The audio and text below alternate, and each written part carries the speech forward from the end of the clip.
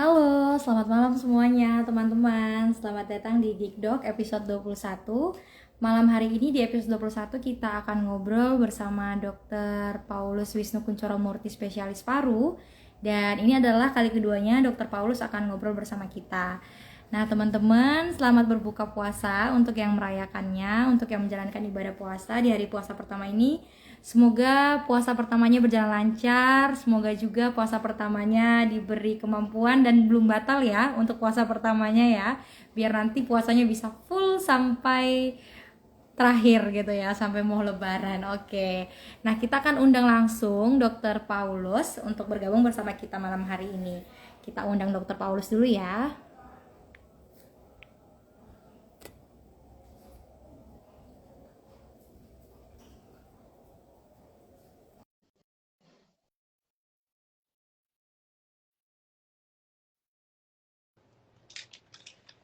Halo Mbak, Selamat malam, dokter.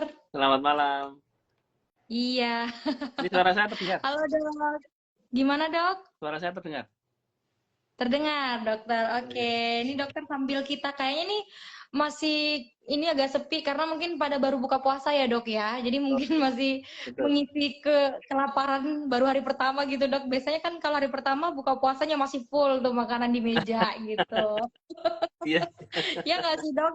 betul, betul, betul. Ini kalau dokter tahu pasti tadi habis jalan-jalan ke dokter pasti udah lihat rame banget pasti waktu di jalan tadi Iya, gitu. waktu apa di jalan itu di mall itu juga banyak yang mungkin menanti buka puasa itu loh, Mbak. Jadi banyak banget ya. Iya, tapi dokter jangan-jangan kesana ikut-ikutan juga nih buka puasa di sana tadi ya. Enggak lah. Kayaknya, kayaknya dokter juga borong nih, dok, borong takjilnya nih. Kayaknya saya Suara curiga tas. nih, dok. Iya, Udah kenyang soalnya udah bersemangat ngomongnya betul, betul. gitu. Oke, dok sambil menunggu kita say hello dulu sama teman-teman. Ini ada yang gabung. Hai Nanda Adika, ini teman-teman dokter kayak Veronica. Halo, selamat malam.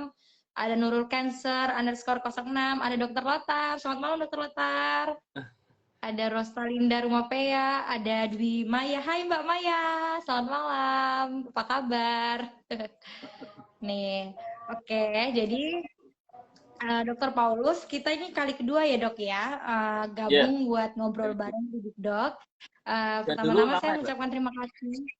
Dulu itu episode 413 bareng dokter. Oh, iya. Ya, itu jadi buat teman-teman mungkin yang belum nonton episode 13 sama Dokter Paulus, itu kita bahasnya juga mengenali jenis penyakit paru ya dok, tapi ini kita mau bedah lebih luas lagi tentang tuberkulosis gitu.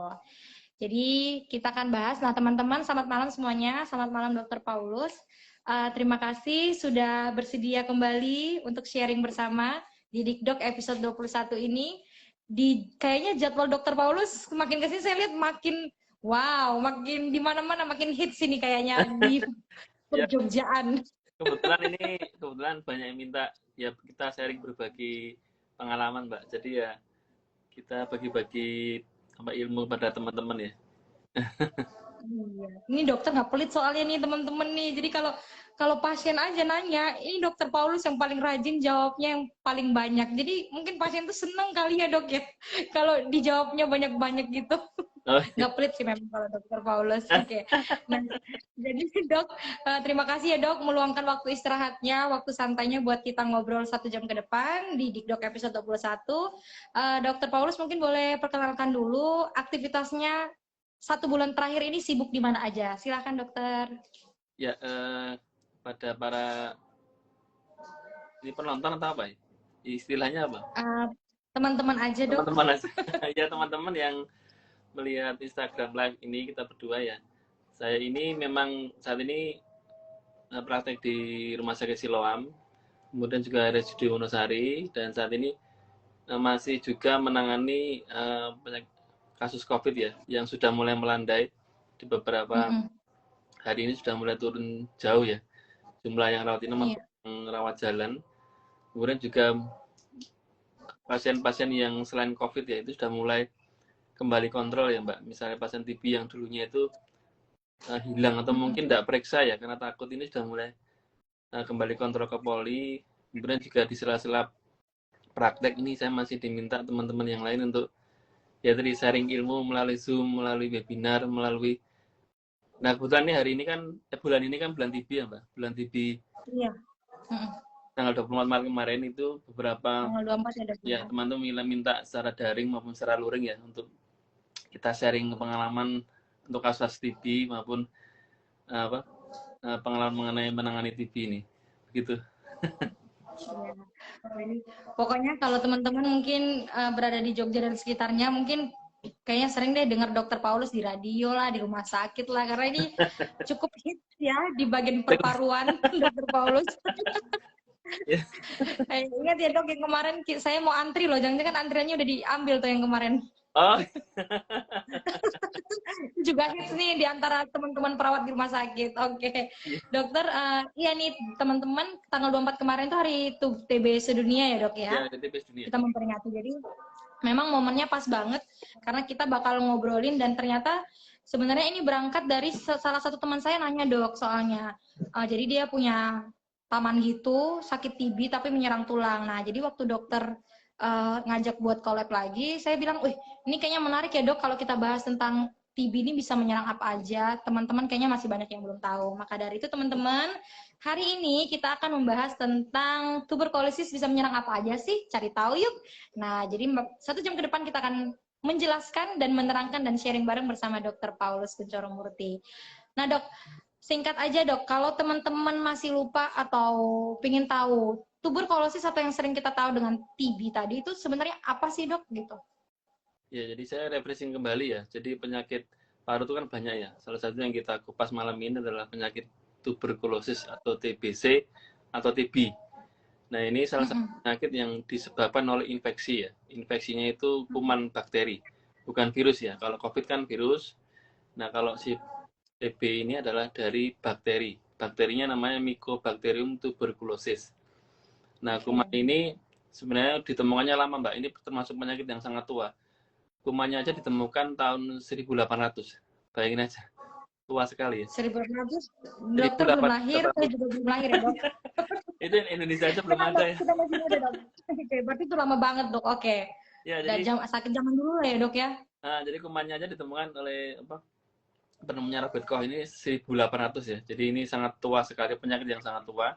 Di mana dari berbagai zaman ini kita mengembangkan berbagai pengobatan, sudah berbagai ganti regimen kita lakukan. Nah intinya penyakit ini infeksi yang menyerang sebenarnya bukan hanya paru, jadi seluruh tubuh kita bisa diserang. Memang kalau masuk pertamanya memang dari pernapasan ya, seperti COVID itu. Jadi masuknya melalui hidung atau melalui organ pernapasan sampai ke paru. Tetapi bukan hanya berhenti di paru, nanti setelah di paru dia bisa berkembang atau menyebar ke berbagai organ.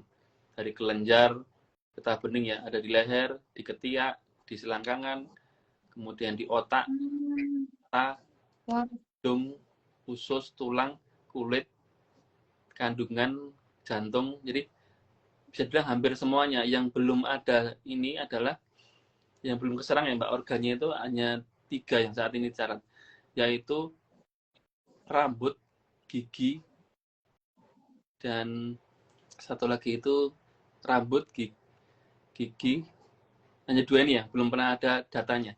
Jadi semua organ itu bisa diserang oleh bakteri TB ini. Nah, ini fakta ya dok ya, misalnya banyak mungkin yang baru tahu, ternyata kayak tadi dokter sebutkan, bahkan TB ini bisa menyerang kulit dan beberapa organ yang tadi sudah dokter sebutkan. Cuman yang kalau melalui data memang belum ditemukan kalau melalui rambut dan apa tadi dok? Rambut, gigi, sama kuku. Jadi tiga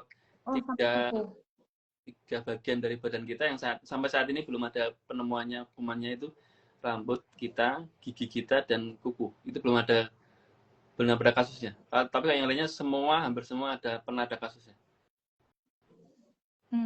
Oke dok, berarti ini dok, dia memang faktanya sudah ditemukan lama banget dari tahun 1800 tadi dokter udah bilang. Tapi ya itu tadi seiring perkembangan zaman sampai sekarang pun bahkan banyak penelitian menemukan, oh ternyata tuberkulosis atau TB ini bisa menyerang banyak organ di tubuh kita. Kalau kita mau jelasin semua kayaknya nggak cukup ya dok, 1 jam ya dok ya, karena tadi banyak banget. Nanti dokter nggak istirahat, kita malah ketemu sahur dok, jangan dok. Oke dok. Kalau bahas misalnya yang 5 atau berapa sih dok yang paling banyak ditemukan di dunia kesehatan TB itu menyerang organ apa saja gitu? Karena kita nggak bisa sebutin semuanya dan nggak bisa jelasin semuanya. Ya, Mungkin dokter boleh sebutin dulu organ apa yang paling sering ditemukan? jadi dibagi dua besar ya Mbak, TB paru dan ekstra paru ya. Nah, TB paru dan ekstra paru. yang ekstra paru itu yang paling banyak ya. Pertama TB kelenjar, kemudian TB otak, kemudian TB tulang, TB usus, dan TB kulit. Ini yang mungkin kasus yang terbanyak, 5 terbesar ya. Berarti tadi dok, saya sambil catat nih sambil belajar teman-teman. Berarti TB kelenjar, otak, tulang, terus usus. Udah berapa, 4 ya? Satu lagi kulit. 4 dok. Kulit. Oh kulit, oke. Oke Ini nih teman-teman, ternyata ini berarti kayak 5 organ yang paling sering ditemukan ya dok ya. Ternyata TB itu bisa menyerang 5 organ di luar organ. paru. 5 organ di luar paru. Di luar paru. Ekstra paru ya? Apa tadi dok? Paru. Sebutannya kan dibagi dua. TB ekstra paru. Ekstra paru. TB ekstra paru. Oke, lanjut dok. Setelah itu? Ya kalau yang di luar 5 besar ya itu ada yang di jantung ada yang di hidung ada, di mata ada, di apa namanya? Di organ-organ reproduksi juga ada. Nah, tapi itu kasusnya nggak banyak. Cuman yang terbanyak 5 besar itu. 5 besar tadi yang TB ekstra paru ya. Ya. Iya, baik nih dok. Wah, ini saya penasaran nih dok. Nah, teman-teman tadi dokter udah jelasin bahwa namanya ada TB ekstra paru yang menyerang 5 organ. Kita mau bahas dari mana dulu dok? Mau dari kulit dulu, apa mau dari kelenjar dulu? Yang paling jarang dulu deh dok. Paling jarang itu TB kulit. TB kulit. Nah, itu gimana dok? Saya penasaran gejalanya gimana, efeknya gimana, penyebabnya pasti bakteri tadi, kuman. Boleh dijelaskan dokter? Ya, jadi sebenarnya saya jelaskan dulu rute masuknya kuman dari tubuh kita ya. Jadi pertama kali kuman itu yang seperti saya sebut di depan tadi, masuknya selalu dari pernapasan dulu. Jadi ceritanya ini ada seseorang yang sakit TBC, kemudian dia menularkan ke kita. Penularannya bisa melalui batuk, bersin, bicara keras, tanpa masker, dengan jarak yang dekat ya, mungkin 1 meter gitu. Nah itu percikan droplet namanya ya.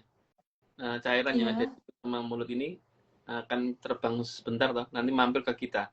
Nah kitanya yang tidak pakai masker ini kehirup toh, masuk ke hidung, melalui hidung masuk terus sampai ke paru pertamanya. Nah di paru terjadi proses istilahnya ketemu dengan antibodi kita.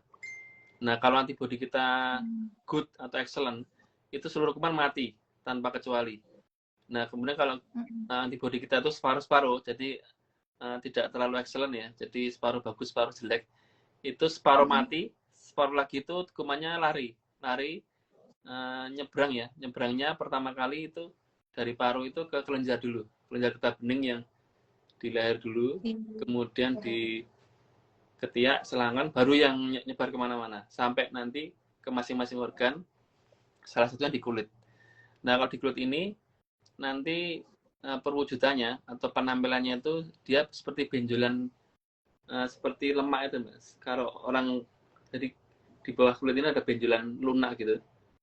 Dia kalau di sakit bisa digerakkan sedikit itu mirip dengan lipom atau lemak yang di bawah kulit.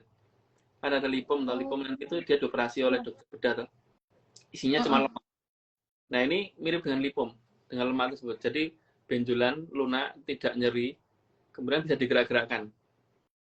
Dan kadang tidak membesar. Jadi dia menetap misalnya 6 bulan itu segitu aja. Cuman selain dari kelenjar ini, pembesaran ini ya, itu ada gejala lain yang dirasakan. Biasanya pasien itu merasa dia itu masuk angin ya, atau demam yang tidak tinggi, itu agak lama. Jadi dia selain benjolan di kulit itu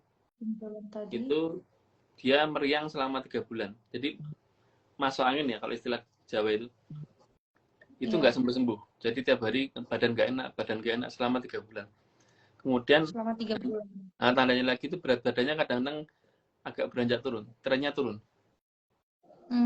Dan turun banget, ada yang turunnya pelan-pelan. Terus performanya, penampilannya sehari-hari itu jadi berkurang. Misalnya dalam 3 bulan ini kok kerjanya jadi memburuk ya. Maksudnya tidak konsentrasi, gampang ngantuk, gampang sakit-sakitan, gampang flu dan sebagainya. Nah itu terjadi kira-kira dalam lebih dari sebulan. Nah ini kalau jadi seperti ini maka harus dicek apakah benjolan ini di kulit itu adalah lemak atau dari TB kulit. Karena kadang-kadang mirip dengan yang itu lipoma itu, lemak di bawah kulit itu. Karena kan memang kayaknya kebanyakan dari kita taunya kalau ada benjolan pasti jatuhnya kayak apa ya dok, kayak limfoma yang tadi kata dokter ya, jatuhnya misalnya Lipom, kita pasti percaya lipom. dokter bedah ya dok. Nah, Lipom lipom ya. jadi karena memang sepintas nggak kelihatan. Kadang-kadang itu dia merasa seperti apa ya, andeng-andeng tuh mbak, tai lalat ya. Adeng-adeng apa ya dok? Tai lalat itu. Oh kayak ini, kayak teh lalat, kayak apa ya? Nah, yang kiranya itu tai Kayak lalat. lemak ya betul sih, kayak lemak, kayak benjolan lemak. Iya iya. Nah, itu bisa ada di tangan ada di paha ada di lengan ini. Yang beberapa Di yang pasien lengan. itu ada, saya pernah mengobati itu ada di lengan sini, di paha, sama di tangan sini, di sini lokasinya. Itu dia pertama dia agak benjolan gitu, dia nggak ngerasa, dikira itu seperti ototnya, kayak ototnya gitu ya. Cuman kalau lama-lama kok nggak hilang-hilang ya, 3 bulan gitu, terus dia merasa badan itu nggak nyaman selama 1 bulan gitu. Cuman dicek di dokter kulit, biasanya dokter kulit dulu, dokter kulit, kemudian diterapi, tidak membaik. Ada yang membawa ke bedah umum, ada bedah plastik. Nah, terus itu kalau dari bedah biasanya itu bisa diambil atau dilakukan biopsi di benjolannya. Nah, biopsinya ini nanti akan ditemukan suatu corakan yang dia menggambarkan bahwa darah itu terkena kuman TB. Oke. Berarti mungkin buat teman-teman yang mencurigai, misalnya apakah mungkin ada indikasi TB kulit, pemeriksaannya kayak tadi ya dok ya, di Iya, biopsi ya berarti ya dok ya, biopsi. untuk memastikan. Iya. Oke. Efek sampingnya tadi dokter udah jelaskan, ada kayak beberapa kecapean, kayak masuk angin, ada benjolan. Saya penasaran dok, kalau benjolannya itu apakah jumlahnya bisa banyak atau umumnya kalau TB kulit itu hanya satu benjolan tapi bertahan di situ-situ aja, nggak membesar, nggak Ya, sakit? kalau TB kulit itu biasanya satu aja. Dia satu aja menetap di situ, tidak geser-geser, tidak sakit. Kemudian makanya kadang-kadang orang nggak begitu ngeh ya, dipikir ini ngapain ya, jadi tidak diperhatikan. Mungkin sudah Iya, iya 1 bulan tapi dikira oh jangan-jangan ini seperti lemak atau otot yang tegang, atau mungkin ya tadi kayak jangan-jangan tai lalat ya, mungkin ya. Nah terus iya, iya. gejalanya itu hampir apa ya, minimal sekali mbak. Ini yang kadang-kadang kelewatan, orang mengira ini tidak terlintas bahwa ini adalah TB kulit.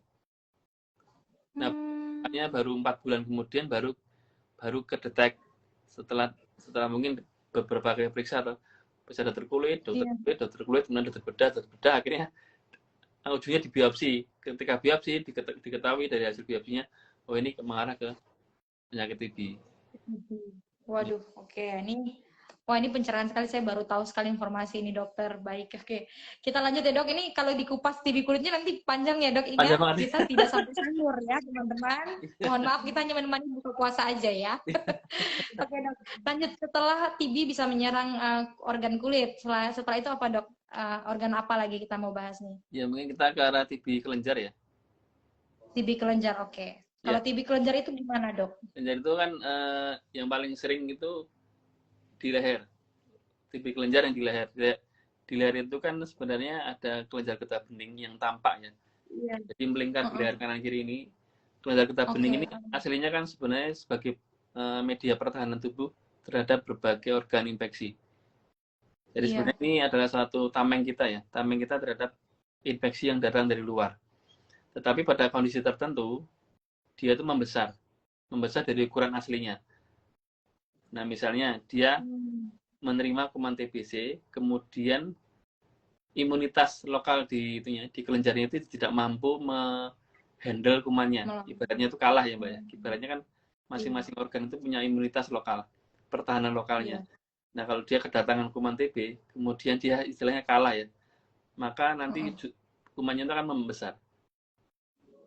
membesar gitu. Dia bisa 1, bisa 2, bisa 3. Dan sebenarnya tidak nyeri. Kalau sampai nyeri, berarti dia selain TB, dia kedobelan kuman yang lainnya.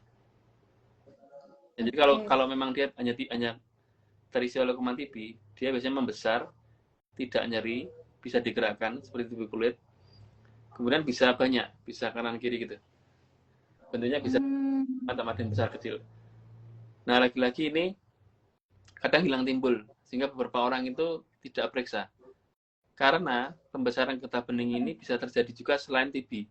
Misalnya nih, pada siklus menstruasi, beberapa orang wanita ini yang dalam siklus menstruasinya itu, dia kadang-kadang membesar, Mbak. Terus nanti kecil lagi gitu.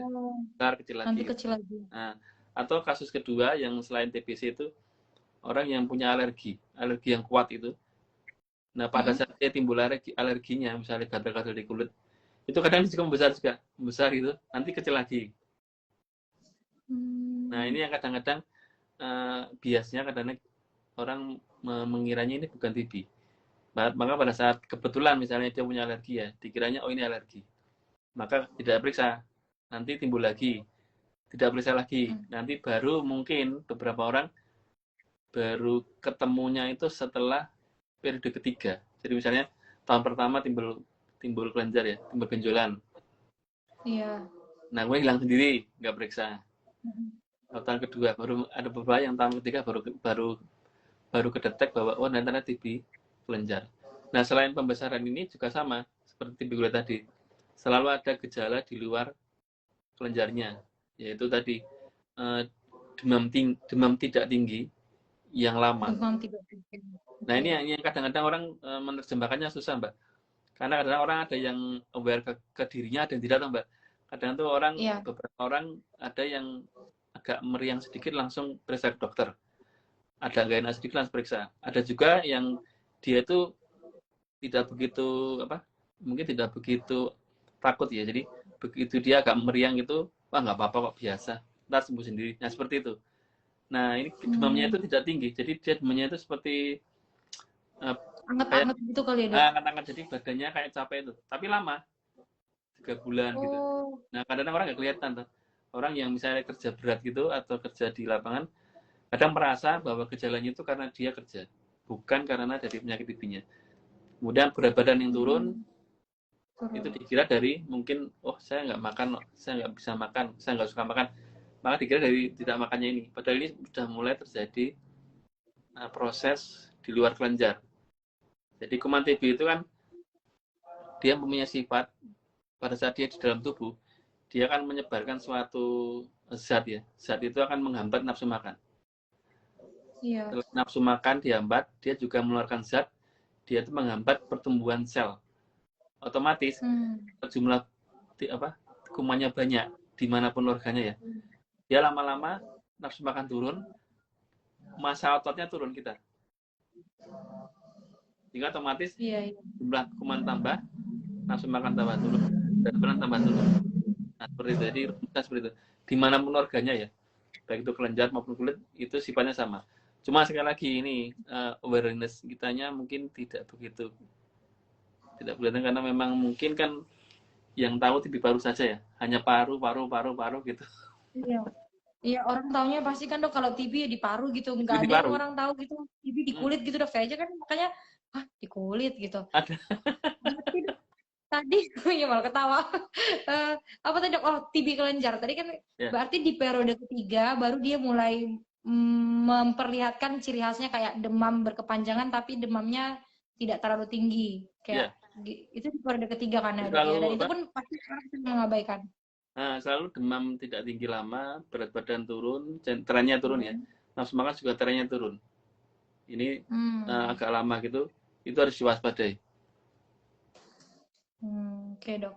Oke, Dok, lanjut, Dok. Jangan diperpanjang lagi, nanti kita masih ada 3. Masih lama nih, Dok. 3 lagi, Dok. Lanjut, Dok. Tadi kita udah bahas menyerang yang kulit, lalu menyerang organ kelenjar. Nah, yang ketiga dokter mau bahas tentang yang mana nih, Dok? Usus, tulang, atau otak? Otak aja dulu ya, otak ya. Otak. Wah, ini gimana nih? Kayaknya agak serem nih kalau tentang otak. Nah, otak ini agak lebih rumit lagi, Mbak, karena gejalanya itu dia mirip-mirip penyakit saraf yang lain ya, seperti misalnya penyakit stroke, kemudian penyakit gangguan saraf yang lainnya. Dan kadang-kadang itu gejalanya misalnya cuma pusing ya, pusing aja, pusing yang lama gitu, Cuma nggak pusing. sembuh-sembuh. Kemudian Waduh, ini kalau pusing tiap akhir bulan gimana dok? ya pusing akhir Oke, bulan, pusing intermezzo karena dok. omikron juga bisa tuh. Oke, berarti pusing yang berkepanjangan. Terus Ya, dok? jadi gejalanya adalah gejala yang biasa dikeluhkan oleh penyakit saraf ya, seperti gejala pusing, kemudian gejala kadang vertigo, kemudian gejala di daerah kepala itu seperti semutan tuh mbak, semutan gitu. Nah, kemudian Hmm, gangguan konsentrasi, gangguan daerah pekerjaannya jadi tidak sulit untuk fokus itu. Kemudian fokus. nyeri-nyeri di badan atau seperti pegel-pegel yang lama.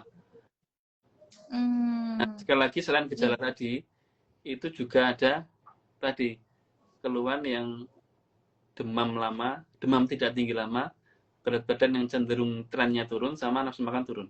Itu rumusnya selalu ada. Baru Ciri ada khas yang berarti TBC ya juga jadi itu kayak ya. TB gitu. Nah, yang kasus beratnya untuk TB otak itu sampai dia menyebabkan koma. Ya sampai Hmm, koma, kemudian nah awalnya kan memang mungkin dikonsulkan ke neuro atau ke penyakit saraf. Maka ya iya. mungkin mencari mereka apakah itu stroke, apakah itu ada perdarahan dan sebagainya. Nah, ini nantinya baru kelihatan kalau ini ternyata adalah gejala TB otak. Nah, yang agak sulit selain kita gejalanya sangat-sangat biasa ya, tidak spesifik ini, pemeriksaannya yang memang agak sulit juga. Karena kalau TB paru itu kan kita periksa dahaknya ya. Tapi kalau TB otak itu yang prosedurnya harus memeriksa cairan di otak. Jadi cairan di otak itu kita ambil, kemudian kita periksa Oke. untuk kuman TB-nya ada atau tidak. Nah, ini prosedurnya agak susah, memerlukan suatu peralatan yang sesuai dan rumah sakitnya harus memang sesuai ya Mbak. Tidak semua instalasi kesehatan bisa melakukan. Ini agak-agak rumit dan maka itu kasusnya kan jarang ditemukan. Bukan berarti jarang ada, tapi kan memang gejalanya sangat sulit dibedakan dengan yang lainnya. Kemudian kedua, prosedurnya juga sulit, memerlukan suatu rumah sakit tertentu, peralatan tertentu. Oke. Iya, ya, dok ya. Prosedurnya dan ya, penyedia layanan untuk melakukan pemeriksaan itu juga belum tentu Betul, semuanya ada ya, dok ya. ya. Kalau pengalaman dokter pernah menemukan pasien yang terindikasi mendapatkan TB otak, dok? Ya Selama beberapa, di Jogja atau ya selama berpraktek selama ini? beberapa ada di biota itu kita mendapat konsulen dari rekan sejawat neuro ya, Mbak. Jadi saraf itu mengkonsulkan setelah mereka telusur ya ternyata stroke-nya tidak ada, Mm-mm. kemudian gangguan saraf lain nggak ada dan ternyata indikasinya karena TB. Mereka meminta kita untuk pelacakan dan Mm-mm. akhirnya setelah kita investigasi ya tentunya dengan melibatkan keluarga juga. Ternyata data-data memang mereka pasien itu dalam 3 bulan ini memang agak turun berat badannya, nafsu makan turun. Kemudian memang ada gejala meriang ya, Sleman itu udah lama sekitar sebulan. Nah, kemudian Hmm, akhirnya kita tetapkan sebagai TB otak. Nah, kita terapi setelah 6 bulan itu membaik. oke. Iya. Oh, berarti banyak kan dok yang udah langsung parno gitu dok. Misalnya kalau udah TB otak biasanya, wah ini pasti udah kayak stadium, udah kayak tahap akhir gitu lah ya dok ya. Ya kalau Padahal berarti kemungkinan sembuhnya pun ada ya dok ya kalau kita udah tahu diagnosisnya. memang pengobatan sesuai dengan jadwal memang angka kesembuhan tinggi. Cuma memang ya memang tidak semua bisa sembuh ya karena memang masing-masing kan punya punya kemampuan untuk respon obatnya beda-beda. Kalau misalnya dia Beda-beda. misalnya pada kasus yang dia TB otak double atau triple dengan kasus lain misalnya gagal jantung, gagal ginjal, kemudian penyakit autoimun dan gula. Nah, ini angka kesembuhannya memang tidak setinggi dari yang dia single, misalnya dia cuma TB otak saja. Semakin banyak komorbidnya atau usia semakin tua, angka kesembuhannya tidak setinggi yang lebih muda atau komorbidnya lebih lebih simpel. Lebih sedikit. Ya, Ya. baik. Oke, panjang ya dok ya. Kita, Hanya kita pindah lagi. Ini pembahasannya memang betul lama sekali nih kalau Apa? kita mau kupas tuntas tas gitu. Lanjut dok, berarti tinggal usus sama tulang. Kayak mau yang mana nih dok selanjutnya? Ya, TB tulang mungkin ya, TB. Bentar dok, mungkin Eh, sebelum dokter jelasin TB menyerang organ tulang nih, teman-teman silakan bertanya kalau mau bertanya. Nanti mereka keasikan denger jadi lupa nanya. Boleh bertanya di kolom komentar. Ini udah boleh, banyak yang boleh. gabung. Boleh bertanya apa aja, nggak tentang TB. Pokoknya yang bisa dokter Paulus jawab ya. Jangan tanya yang aneh-aneh, oke? Iya. Kita lanjut ke TB tulang ya dokter ya. Monggo dok, apa nih dok TB tulang ini dok? Ya, TB tulang ini biasanya kita kerjasama dengan ortopedi ya, atau dokter spesialis tulang. Jadi TB ini sekali lagi tadi dari paru kemudian menyebar ke mana-mana termasuk ke tulang. Nah, gejalanya itu seperti memang penyakit tulang. Jadi misalnya dia sampai ke tulang belakang, maka gejalanya ya pegel di boyok, di punggung, kemudian Boyok ya dok ya. kemudian apa namanya? Dia nyeri, misalnya dia menyerang ini ya, menyerang tulang yang sini, otomatis nyeri nyeri lokal di tempat tulang itu. Atau misalnya nanti di Hmm. ronsen atau di MRI atau di CT scan, itu nanti bentuknya tulang kadang-kadang sudah berubah. Jadi sudah agak rusak tuh Mbak, karena kuman TB-nya. Ada satu bentuk khas dari tulang yang dia ada akibatkan karena rusak karena kuman TB. Nah, selain gejala tadi, pegel-pegel, nyeri, kadang juga semutan. Nah, itu juga tadi, sekali lagi jangan lupa gejala yang lain. Yang tadi, demam tidak tinggi lama, berat badan turun, dan nafsu makan turun ini biasanya ada. Cuman memang kadang kalah dengan gejala dari unsur tulangnya. Misalnya, pasien lebih sering merasa, saya cuma nyeri kok, cuman boyoknya pegel, tidak sembuh-sembuh. Nah, kadang tidak bisa. Misalnya kita tanya, Bapak ini demam meriang enggak ya? Enggak kok, saya cuma nyeri. Nah, kalah kalah dengan nyerinya. Karena nyerinya kan lebih kerasa ya, Mbak. Orang lebih merasa Iya. nyerinya dibanding merasakan demam demam tidak tingginya. Kadang sulit mengidentifikasi, saya sebenarnya demam enggak ya? Saya tuh yang paling kerasa nyeri dok, nyeri boyoknya nggak sembuh-sembuh. Nah ini yang kita kadang harus berulang-ulang menanyakan. Kadang anamnesisnya sampai 2-3 kali ditanyakan berulang-ulang gitu.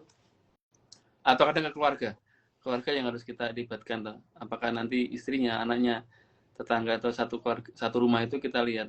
Kita tanyakan, si pasien ini ada perubahan nggak dalam 1-2 bulan ini? Misalnya dia tambah kurus, tambah nggak mau makan. Nah itu yang kelihatan. Tambah penampilannya tambah misalnya tambah cowong, tambah lemes, tambah lesu, itu Betul. kadang-kadang Iya justru ya dok. infonya dari keluarga. Makanya kadang kita libatkan keluarga untuk dalam wawancara itu. Oke.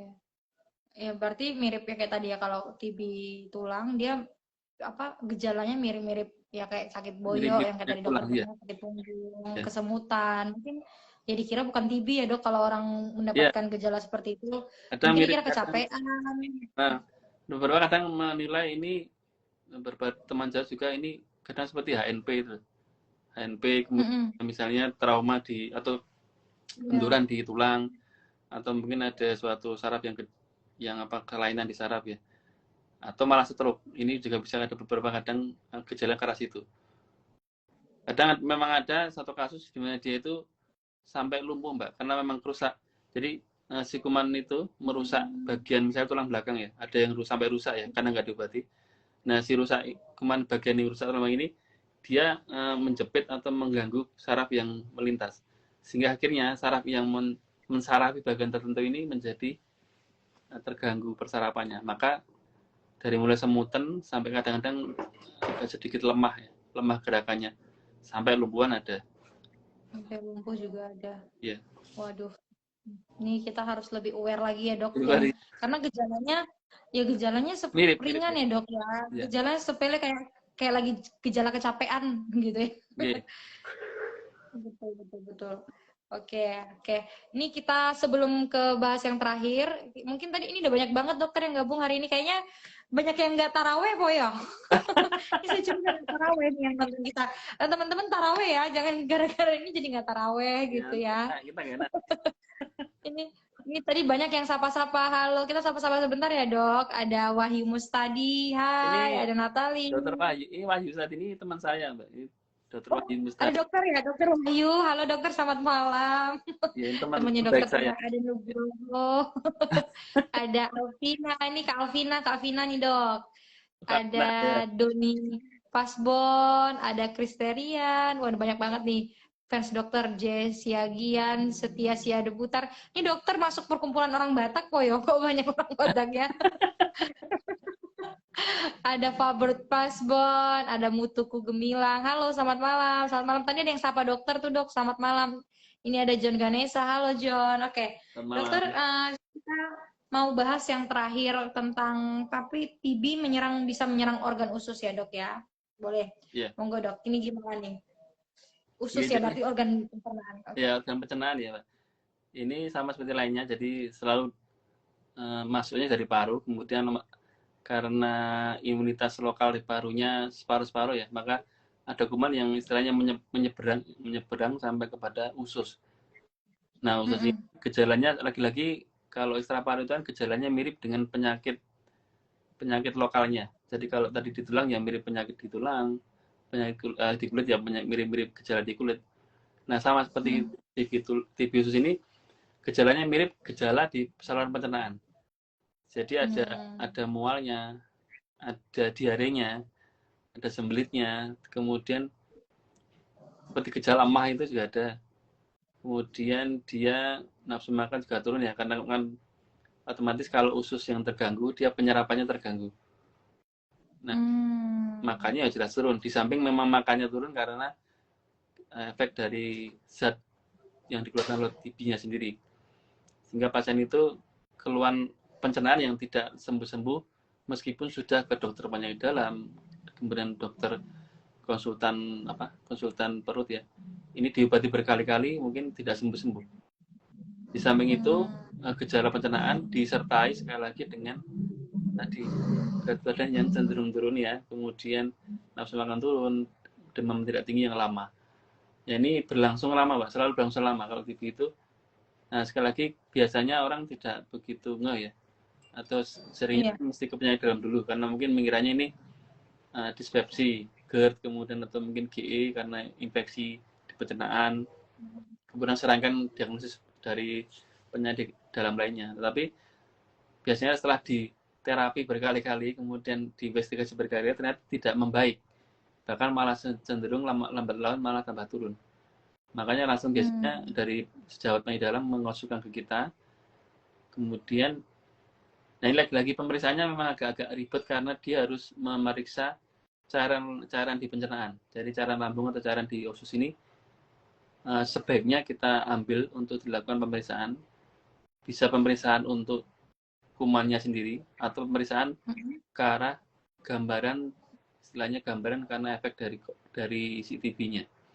Nah, setelah dilakukan pemeriksaan laboratorium ini maka ketemu ini polanya ke arah TBC. Jadi agak ribet karena pemeriksaan yang khusus ya.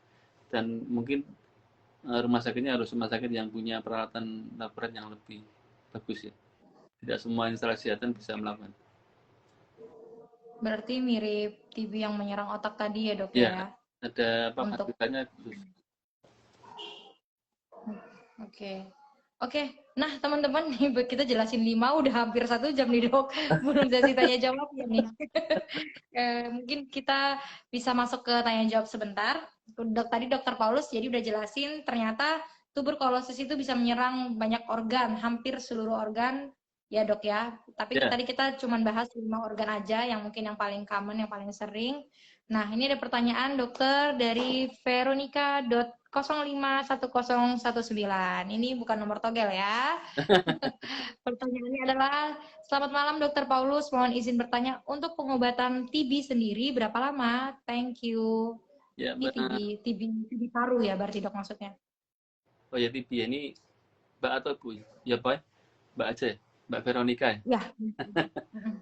Ya, jadi untuk pengobatan TB ini, untuk TB paru dan TB ekstra paru ya, kita standar pertama adalah 6 bulan pertama. 6 bulan pertama ini kita berikan sesuai berat badannya, kita berikan pengobatan 6 bulan, nanti 6 bulan kita evaluasi. Untuk TB paru memang 6 bulan, kalau tidak 6 bulan berobat dengan rutin, kemudian dari evaluasi di 6 bulannya itu kumannya sudah negatif dan langsungnya bagus, klinis bagus, maka 6 bulan itu sembuh. Sedangkan beberapa TB yang lainnya seperti TB ekstra paru, ini ada 6 bulan, ada yang 9 bulan, bahkan ada yang 1 tahun. Jadi ini tergantung dari respon terhadap terapi. Jadi beberapa TB, misalnya TB yang otak, itu kan ini biasanya lebih dari 6 bulan. Kadang-kadang itu sampai setahun ya, karena kan jalur untuk pengobatannya sendiri kan kita harus sampai ke otak. Nah, padahal kuman obatnya ini untuk menembus ke masuk otak ini tidak gampang. Lain dengan di paru. Makanya kadang lamanya pengobatan lebih dari 6 bulan. Kadang ada sampai setahun. Kemudian kalau TB yang lainnya seperti tulang juga, itu target kita antara 6 sampai 9 bulan. TB kelenjar juga antara 6 sampai 9 bulan. Jadi TB paru lebih cepat, jadi 6 bulan biasanya sudah selesai. Sedangkan TB ekstra paru bisa 6, bisa lebih. Nah, intinya kita melihat dari respon terapi. Kalau dari respon terapi itu keluhannya berkurang banyak, kemudian berat badan naik normal, nafsu makan normal, kemudian penampilan fisiknya kembali normal. Nah, kemudian kita periksa, masing-masing kan di depan kita periksa, di belakang kita periksa. Kalau semuanya menunjukkan perbaikan, maka kita nyatakan berhenti dan dinyatakan sembuh. Tapi memang ini sekali lagi kembali ke imunitas masing-masing orang. Karena intinya kan keberhasilan pengobatan itu kan satu, pertama pengobatan rutin, kedua itu imunitas harus bagus. Nah, imunitas bagus bagaimana? Dengan cara pola hidup sehat. Jadi bagaimana kita makannya gimana harus bagus, istirahatnya harus bagus. Kemudian pikiran juga tidak boleh terlalu stres. Kemudian harus membatasi polusi. Kemudian dari semuanya diatur, semua harus semua harus secara sehat ya. Jadi nanti kalau obatnya teratur, pola hidupnya bagus, maka kesembuhannya akan semakin cepat. Oke, baik. Semoga menjawab ya Mbak Veronica. Tadi berarti pengobatannya kalau TB paru 6 bulanan, ya kalkulasi umumnya ya dok ya, itu tergantung respon, tapi kalau ekstra paru 6-9 bulan. Oke, baik. Wow, sudah mulai banyak yang bertanya. Kita masuk ke pertanyaan kedua dokter. Ini dari ada @mw_kurniawan. Pertanyaannya, izin bertanya dokter, untuk evaluasi pengobatan TB ekstra paru, terutama TB usus, bagaimana ya dok? Terima kasih banyak penjelasannya dok. Nah, ini menarik. Ya, untuk ini evaluasi TB ekstra paru usus dok. Ya, MB Kurniawan ini teman saya, Mbak. Ini teman baik saya. Oh. Dulu teman ngeband saya dulu. Ini lagi denger nih dok nih. Ya, Mas Kurnia ini mungkin ya kita sharing ya untuk semuanya, untuk evaluasi TB usus ya.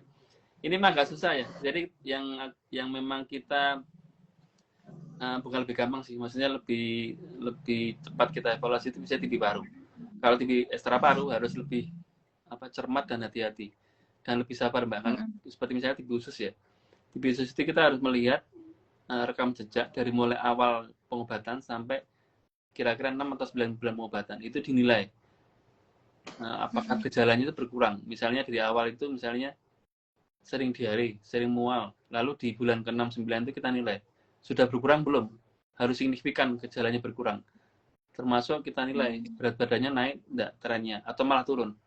Kemudian kita lihat nafsu makannya, penampilan orangnya harus kita bandingkan dari awal sampai akhir, itu kita bandingkan. Harusnya kalau progres bagus, maka semuanya akan menjadi baik. Orangnya tambah seger, tambah nafsu makan bagus, gejalanya berkurang. Nah, ini berarti progresnya sudah sip nih. Kemudian untuk pemeriksaannya yang agak susah adalah pemeriksaan lokalnya. Karena seperti katakan tadi cairan di pencernaan kita periksa ya Mbak. Kita periksa untuk pada awalnya itu memeriksa ini pertama kumannya, atau kedua efek dari si kuman tersebut. Cuman kadang-kadang itu kalau sudah 4 bulan ke 6 ya, itu kita ngambilnya itu pertama susah, kedua datanya itu kadang simpang siur. Dia bisa masih ketemu kuman, bisa juga tidak ketemu kuman, atau sulit kita ketemukan kumannya. Jadi kita kalau pemeriksaan yang dari pencernaan itu kadang-kadang kita menemukan yang istilahnya informatif, tapi kadang juga tidak informatif. Jadi pertanyaannya apakah itu memang menggambarkan lokalnya di usus atau tidak. Makanya kita harus cermat hati-hati. Kadang juga kita lakukan USG ulang ya. Jadi USG awal di bulan ke-0 sama USG di bulan ke-6 atau 9. Kita nilai gambaran USG-nya membaik atau tidak. Nah, terutama ini gejala klinisnya harus membaik. Paling enggak 80% lebih. Termasuk berat badannya harus naik, nafsu makan naik. Nanti kita bandingkan. Kalau perbandingannya itu ternyata signifikan dan obat tidak pernah bolong ya, tidak pernah tidak minum obat, maka antibiotik kita nyatakan sembuh. Oke. Iya. Wah, evaluasinya memang sedikit kayak tadi ya, pemeriksaannya aja memang agak Agak ribet ya, lebih butuh effort ya, lebih effortnya, effort, lebih evaluasinya juga. ada harus lebih sabar karena kadang pasien juga nggak bisa, kita tanya tidak bisa menceritakan. Kadang ada yang bisa. Kalau orang-orang tua Iya, nggak, itu agak sulit. Kalau orang yang masih muda mungkin dia lebih bisa cerita ya. Oh dulu itu diare dok, sekarang sudah nggak diare. Dulu mual-mual, sering nyeri perut, sering nggak enak perutnya, sekarang sudah hampir nggak ada ya dok. Nah kadang ini yang orang tua agak susah lagi ngomongnya. Sudah membaik belum pak? Nggak tahu ya. Ya kadang itu masih diare, kadang enggak. Nah, ini kadang harus lebih, effortnya harus luar biasa ya mbak. Ya emang dituntut sabar ya, harus sabar. iya. Pasien sabar, dokternya lebih sabar harus dok ya. Iya. Ini curhat, curhat dokter lagi curhat nih kayaknya Nah betul, teman-teman. mumpung ya pak. Oke, kita ini semoga menjawab ya, Mas Kurniawan, temannya Dokter Paulus, pertanyaannya. Mungkin buat teman-teman juga yang punya riwayat TB usus, tadi evaluasinya sudah dijelaskan Dokter Paulus, semoga membantu juga buat teman-teman. Kita masuk pertanyaan yang masuk DM ya dok ya. Ini ada nanti yang Instagram kita lanjut lagi. Ada dari Nita, pertanyaannya nih, aku punya batuk-batuk post COVID udah hampir sebulan. Ini batuk kering, keras banget. Udah coba obat paratusin, Vic, Abroxol, tapi nggak sembuh-sembuh, malah tambah parah. Dan juga tenggorokan gatal-gatal terus, jadi batuk durasinya lama dan berasa kayak ada batuk tertahan gitu. Sudah minum Herbocaf juga. Gimana solusinya ya dokter? Ini riwayat long COVID dok. Ya, jadi pada beberapa Post kasus COVID. setelah COVID ya, setelah COVID selesai, Iya. dapatkan suatu gejala respirasi atau pernapasan yang tidak sembuh-sembuh. Ini dinamakan long COVID di paru ya, atau bisa dikatakan sindroma obstruksi post COVID, atau yang menyebutnya post COVID syndrome ya. Jadi suatu gejala yang sebenarnya bukan karena COVID-nya masih ada, COVID-nya sudah tidak ada. Tetapi kuman COVID ini atau virus COVID-19 ini sifatnya dia bisa memberikan dampak. Bisa dampak di anatomis atau merusak bagian-bagian paru, atau dampak secara fisiologis. Dia membuat gejalanya lama. Jadi gejala yang paling sering adalah batuk dan sesak atau riaknya yang banyak. Ini gejala long COVID di paru yang paling banyak diderita beberapa pasien. Setelah COVID-nya selesai, dalam 1 minggu atau 10 hari isolasi selesai, dinyatakan negatif, maka ini gejalanya bisa masih ada, atau tadinya nggak ada malah ada. Dia kadang-kadang langsung timbul batuk, sesak yang ini nggak hilang-hilang selama sebulan 2 bulan. Gejalanya nanti mirip mirip penyakit asma. Jadi sering kambuh-kambuhan, kemudian sering sesak, kadang itu karena bunyi mengi segala. Ini mirip asma. Sebenarnya bukan asma, tapi karena efek dari dampak dari COVID. Karena si COVID ini dia bisa tadi melukai, menggores ya, atau memberikan dampak ke susunan di parunya, bisa alveoli, bronko dan sebagainya, sehingga gejalanya long COVID-nya mulai timbul. Nah, dari saya sarannya adalah pertama, kita berikan terapi biasanya. Kalau di rawat jalan itu kita berikan terapi untuk membantu ini pemulihan dari long COVID. Nah, paling sering kita berikan terapi yang mirip dengan terapi asma. Jadi untuk paru kita berikan terapi inhalasi atau inhaler ya. Jadi seperti asma dulu mbak, jadi pakai rutin tiap bulan itu. Karena untuk mengembalikan fungsi paru ya, sehingga gejalanya berkurang. Nah rata-rata kita berikan inhaler ini sebulan, itu improve ya. Jadi gejalanya berkurang gitu. Tapi harus kolaborasi ya. Dokter memberikan terapi pemulihan, nah si pasien harus juga memberikan penjagaan di tubuhnya. Jadi pola hidup yang bagus, kemudian nah ini yang nggak boleh dilakukan adalah pertama membanding-bandingkan dengan orang lain. Kadang-kadang setelah selesai COVID dia melihat, nah itu teman saya, tetangga saya kok cepat sekali sembuhnya ya, cepat hilang keluhannya. Ini nggak boleh. Jadi kalau masa pemulihan COVID itu dia harus santai ya, serileks mungkin, ikutin aja gejalanya. Kemudian juga tidak boleh mentarget diri sendiri, maksudnya mengepus ya diri sendiri. Wah saya seminggu harus hilang gejalanya, ya nggak bisa. Kan itu tergantung dari imunitas masing-masing tuh. Nah, semakin kita semakin legowo ya, semakin kita santai, rileks mengikuti prosesnya ini, rata-rata pasien itu malah justru lebih cepat pemulihan, Mbak. Tapi kalau orangnya itu dia apa ya, benar-benar ngepus diri sendiri atau malah banding-bandingkan dengan keluarganya itu kadang malah lama, karena sampai 4 bulan baru sembuh. Iya. Jadi kuncinya dari dokter akan memberikan, kalau saya memberikan terapi seperti asma ya, terapi inhalasi atau inhaler ini tujuannya untuk membantu memulihkan fungsi paru, targetnya batuk atau keluhan lainnya berkurang. Digabung dengan tadi dari pasien harus santai, rileks dengan pola hidup sehat, menjauhkan polusi, yang ngerokok juga tidak boleh ngerokok. Nah, lama-lama nanti dia akan berkurang gitu. 1-2 bulan berkurang. Jadi harus sabar. Ini namanya pemulihan dari long COVID-nya. Sembuhnya bisa, tapi harus sabar. Ya. Sabar dok, sabar ya dok, Sabar ya. sambil sugesti sendiri. Ya itu ya, buat Kanita itu berarti mungkin terapinya mirip-mirip asma, tapi ya hindari kayak tadi polusi. Dan yang paling penting adalah sabar karena prosesnya beda-beda ya tiap orang ya dok ya. Ya, memang rumput tetangga pasti selalu lebih hijau dok. Betul, daripada rumput halaman kita. Ya? Oke, waduh, ini ada lagi ada yang masuk, nggak apa-apa ya dok kita ini. Mana ya tadi? Aduh, sebentar. Tadi itu ada dari Agnes ya, kalau nggak salah. Nggak bisa. Waduh, ini nggak bisa ya. Tadi itu ada pertanyaan dari Agnes. Aduh, lagi nggak bisa di-scroll nih dok.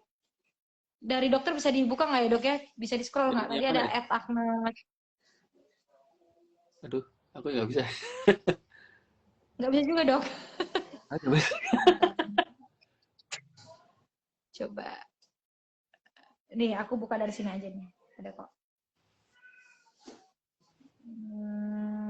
Mungkin tadi Mbak Agnes boleh dikirim lagi pertanyaannya. Ini lagi ada. Tiba-tiba nggak bisa diiniin, di scroll gitu dok. Oh, ini udah bisa. Oke, ini dia. Oke, udah. Oh, udah bukan Agnes, Gendis ya ampun, udah salah lagi, maaf ya. Oke, pertanyaan ini dok dari @gendis_ayutia. Malam dok mau tanya, untuk seorang penyintas TB paru dengan terapi 6 bulan, apakah ada kemungkinan kambuh atau tertular kembali? Seorang tersebut ada komorbid DM dok, terima kasih. Ya, jadi seseorang yang sudah menjalani pengobatan atau penyintas TB ya, kalau dia menjalani pengobatan secara disiplin, jadi tidak ada bolongnya ya. Nah, nanti sudah sembuh, maka angka kesembuhannya dilihat pertama adalah pola hidup sehatnya bagus enggak. Jadi setelah dia selesai pengobatan, itu tidak boleh langsung cuek aja. Oh kak, saya sudah selesai pengobatan, berarti saya boleh semena-mana nih, saya boleh pola hidupnya tidak harus sehat, nggak boleh. Jadi setelah pengobatan selesai, tetap harus disiplin menjaga pola hidup sehat. Jadi imunitas dijaga. Nah, dengan imunitas dijaga dan dia tidak punya komorbid yang lain yang tidak dijaga juga. Misalnya dia punya gulanya dijaga. Jadi semuanya dijaga. Setelah pengobatan selesai, tidak bolong, kemudian pola hidupnya dijalankan tetap sehat. Kalau ada komorbid misalnya gula, harus juga dijaga, kontrol teratur, diet sesuai dengan aturan. Nah, ini kalau semua dijaga, maka kekambuhannya itu akan sangat-sangat minimal, Mbak. Selama melihat itu, kalau yang dia disiplin itu tidak pernah kambuh itu. Biasanya kambuh itu kalau dia misalnya nih bolong-bolong ya, sebulan nggak periksa ada, sebulan nggak pengobatan, entah pergi kemana keluar kota tidak lapor, kemudian tahu-tahu datang melanjutkan pengobatan. Nah, ini biasanya lebih sering kambuh. Atau dia punya penyakit lain yang tidak diperiksakan, misalnya punya gula, sudah tahu punya gula tapi dietnya nggak bagus, tidak pernah kontrol. Nah, ini resiko tinggi untuk kekambuhan. Jadi kuncinya adalah pertama, tetap disiplin menjaga pola hidup sehat. Kalau punya komorbid harus selalu dikontrol. maka kekambuhannya akan sangat-sangat minimal. Oke. Berarti kemungkinan untuk meminimalkan kekambuhannya Iya, tadi itu ya dok, iya, rutin kontrol yang komorbidnya gitu iya. ya. Oke, ini Gendis Ayutia semoga menjawab ya. Oke teman-teman, sepertinya udah nggak ada lagi nih. Nih kalau sampai dibuka lagi nih 5 menit lagi pasti rapi lagi nih dok. Oke dokter, ini udah lebih dari jam 8 ya teman-teman ya. Oke, kita mau bahas recap lagi dok sedikit. Berarti menurut kacamata dokter, TB ini kan ternyata faktanya bisa menyerang organ tubuh kita lainnya selain paru-paru, Iya. gitu ya dok ya. Apa yang harus kita lakukan dok? Mungkin hal simpel gitu untuk mengingatkan teman-teman, tapi apa yang harus kita lakukan supaya aware kalau ternyata TB ini bisa menyerang organ paru kita, yang organ yang lain loh selain paru. Apa untuk mencegah itu dok? Ya, jadi kita bicara pencegahan ya Mbak. Pencegahan itu sebenarnya tidak hanya berlaku ke penyakit TB saja, tapi penyakit paru pada keseluruhan, mungkin juga penyakit di luar paru ya. Jadi pertama adalah kita menjaga imunitas kita. Imunitas kita harus dijaga. Basicnya adalah imunitas harus stabil. Caranya adalah dengan ya tadi yang saya ngomongkan di depan tadi berkali-kali, yaitu menjaga pola hidup sehat. Ini malah pencegahan yang paling basic ya. Jadi dengan pola makan yang sesuai ya, sesuai pedoman bergizi teratur, istirahat yang cukup, kemudian pikiran yang diatur ya, dikontrol. Kemudian yang punya komorbid itu harus dikontrol juga. Yang paling dekat dengan TB itu kan yang penyakit gula. Penyakit gula itu kata beberapa teman itu adalah temannya TB, katanya sih. Tapi ya tidak selalu. Nah, memang kadar gula yang terlalu tinggi ini bisa memungkinkan kuman TB itu berkembang di tubuh. Makanya kalau yang punya komorbid, dari mulai penyakit gula, penyakit hipertensi, gagal ginjal, kemudian yang lainnya harus di maintenance, jadi dikontrolkan. Jadi prinsipnya semua kalau kita kontrol itu akan meminimalisir ya timbulnya dari penyakit TB. Jadi misalnya seorang yang sakit TB, keluarganya itu tidak selalu akan sakit TB juga. Tergantung dari tadi, menjaga imunnya. Kalau imunnya bagus, semua dikontrol, meskipun misalnya satu keluarga itu sakit TB, dia tidak sakit, tetap sehat. Berarti ada kemungkinan ya, kalau kita mau menepis kayak gitu kan, kalau ada keluarga riwayat TB, biasanya pasti keluarganya kena. Padahal sebenarnya bisa diputus ya dok rantai itu ya, kalau kita bisa menjaga pola hidup sama imun tadi. Iya. Oke dokter. Nah, mungkin teman-teman semua yang udah gabung dari tadi, banyak banget yang belum disebutin yang udah join. Tadi lumayan rame nih kayaknya, karena emang lagi buka puasa ya dok ya. Iya. Jadi dokter Paulus tadi udah sharing banyak tentang tuberkulosis itu bisa menyerang berbagai organ di tubuh kita. Kita udah juga cukup tahu banyak bagaimana penyebabnya, bagaimana gejalanya, bahkan gimana nanti terapinya udah digambarkan sedikit gitu. Untuk teman-teman mungkin yang nggak sempat nanya, karena kita hanya 1 jam aja, sekali lagi, kita nggak sampai sahur. Jadi boleh mungkin mau konsultasi ke dokter melalui DM Instagram, boleh dok? Mungkin Instagram boleh. Dokter mau DM dokter? Oke, boleh follow Instagram dokter Paulus di @pauluskuncoromurti. Benar ya dok ya? Benar. @pauluswisnukuncoromurti. Nah gitu, digabung semua, baru pecah semua. Atau mungkin boleh ketemu konsultasi langsung untuk tatap muka, kemana aja nih dok kalau mau ketemu dokter langsung? Ya, kalau yang bagi min konsul ya, kalau saya di Rumah Sakit Siloam, Yogyakarta, dan juga di RSUD Wonosari, di Gunung Kidul.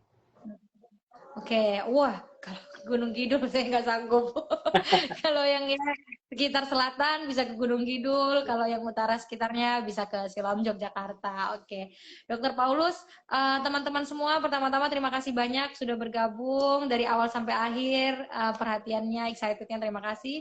Dokter Paulus juga penjelasannya dok, makasih banyak ya dok. Sebenarnya sih saya banyak mau tanya sebenarnya, cuman saya nggak tega dok. Dokter kan masih mau istirahat lagi, dokter masih mau banyak lah pasti kegiatannya, saya tahu lah sibuk. Ya, Dokter Paulus terima kasih banyak dok buat pencerahannya, sharingnya hari ini. Sama-sama ya, Mbak. Maaf ya dok kalau ada salah kata. Dokter Paulus sukses terus, semakin lancar, semakin banyak rezekinya. Sukses juga buat Mbak. Maaf kalau ada salah kata. Iya. Saya juga ya, Mbak. Dan jangan lupa teman-teman yang berpuasa, selamat taraweh. Besok yang mau sahur, selamat untuk merayakan puasanya lagi. Semoga puasanya lancar sampai Ramadan, sampai Lebaran tiba gitu Amin, amin, ya. amin, amin. Oke, kita pamit undur dari Dikdok episode 21. Dokter Paulus pamit, saya Ivo pamit. Sampai Ya, jumpa. terima kasih. Terima kasih Dokter Paulus. Mbak.